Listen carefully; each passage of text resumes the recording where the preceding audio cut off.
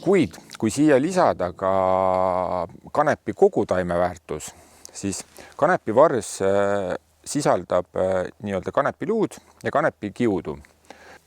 Kanepiluust on võimalik teha ka kanepibetooni, mis on ehituses järjest kasvav trend. Kanepibetooni on väga suuri eeliseid tavalise betooni ees. Üks on nii-öelda tema antibakteriaalsus, teine muidugi ökoloogiline jalajälg.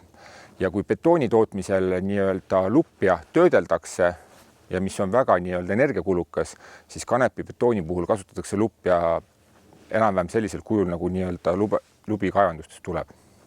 Teise aspektina nii-öelda kanepiluu nii-öelda ligniini, tselluloosi ja ka kütteväärtuse sisaldus on tegelikult suhteliselt sarnane kasepuiduga.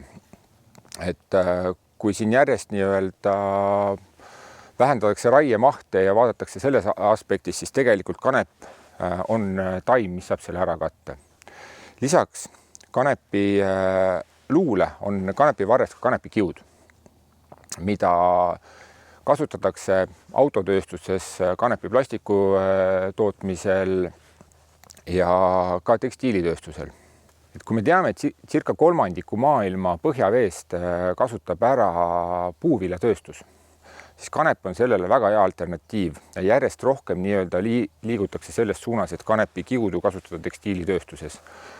See üleminek ei pea olema 100%, aga järjest rohkem puu või tekstiili sisse nii-öelda lisaks puuvillale panna ka kanepi kiudu. Ja see saab olema järk-järguline ja tänu sellele on ka viimastel aastatel kanepi kiu nõudlus kasvanud. Järjest rohkem tekib kiutehaseid, mis tekitab ka nii-öelda põllumehe jaoks kindlama tunde, et tal on rohkem ostjaid.